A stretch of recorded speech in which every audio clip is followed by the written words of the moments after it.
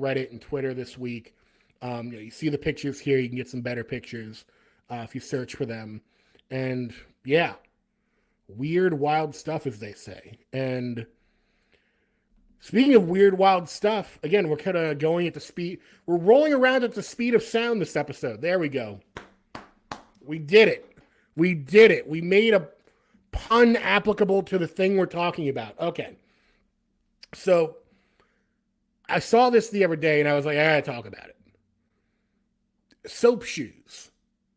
And again, if you're watching on YouTube, you see the ad for soap shoes and then you see Sonic Adventure. We'll explain why you're seeing Sonic the Hedgehog on the screen in a second.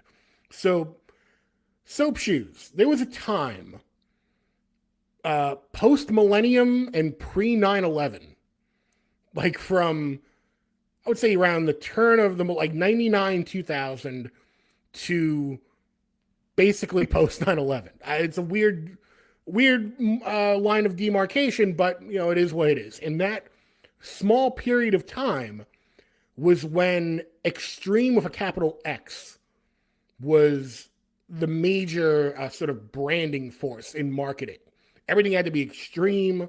You had Tony Hawk's Pro Skater and Jackass and, extreme sports and the X Games. And everyone was trying to get a piece of the pie, whether you were a skateboard manufacturer, whether you were pumping out sneakers, whether you were doing scooters or the friggin' X-Pogo, where it's a big ball that was a pogo, not even a pogo stick, it was a pogo ball. But everyone wanted a piece of the pie.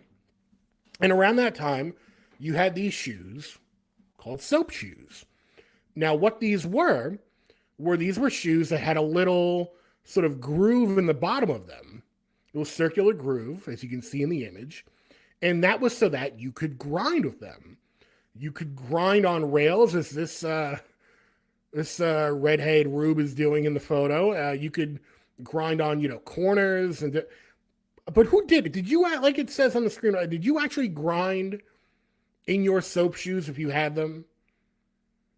Like, seriously, did you see a railing and instead of taking out your skateboard or rollerblades where you're like, nah, man, I got this. I got soap shoes on, dog. I'm going to jump on this rail. Because I feel like you really need the traction of being on top of something else. You know what I mean? Like if you're on a skateboard, you can leverage the weight of the skateboard going down that rail, for example. Whereas if you're wearing soap shoes, you're at the complete mercy of that rail because you're one-to-one with it. So if you twist your foot a little bit or get caught at a wrong angle, you're breaking your ankle. Like that's not it's like you would think at first blush that you would have more control, that like the soap shoes are giving you more control because you're one-to-one with the rail. But again, like in practice, I don't necessarily think that's the case. And going back to the marketing, if you remember the marketing for soap shoes at all, it's because they threw in with the Sega Dreamcast and everyone's favorite hedgehog, Sonic the Hedgehog. And as you can see there, those are screenshots from Sonic Adventure 2. Soap shoe advertising all over the place to the point where one of the main features that game introduced specifically to the Sonic franchise was you being able to grind on rails because Sonic wore soap shoes in the game. It should be noted that sort of the big kicker here was that Sonic Adventure 2 released in, I believe, July of 2001, about 4 or 5 months after they had announced the Dreamcast was going to be discontinued. So, good on soap shoes. They really struck while the iron was hot and got in with a game that was released after the console it was released for announced that they wouldn't be making that console anymore. And then soon after soap shoes, I think they got into a couple lawsuits. Gee, I wonder why. And that was sort of the end of them. But again, like I asked the question again, if you wore soap shoes, did you wear them just because, okay, it's cool that I've got the look, like this is just sort of a thing at the time that is a fad? Or did you actually grind with them. I want to know, like, leave it in the comments if you actually grinded on a rail with your soap shoes. I need to know about it. And I need to know if you fell flat on your ass. Like, how were they? How did they handle? That's what I want to know.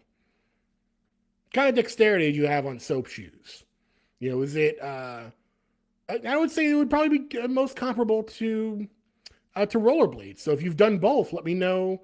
You know, the comparison to both. But I'm just, again, I'm fascinated. Like the mellow stuff, I'm fascinated by, uh, stuff from a very specific period of time that sort of leaks out. I'm also fond of this kind of stuff as well, where it's like soap shoes were a blip on the radar. I think they were introduced in like 96, got hot around, the year 99, 2000. And then once they were hot, they flamed out, as quickly as they came in. And again, like everyone was trying to jump on that extreme trend. Everything from, video games having to be extreme to, look at Sonic the Hedgehog. Like, he ran fast, and being the fastest animal alive was not good enough. It was so not good enough that they needed to give him shoes that made him grind on rails so he could go even faster.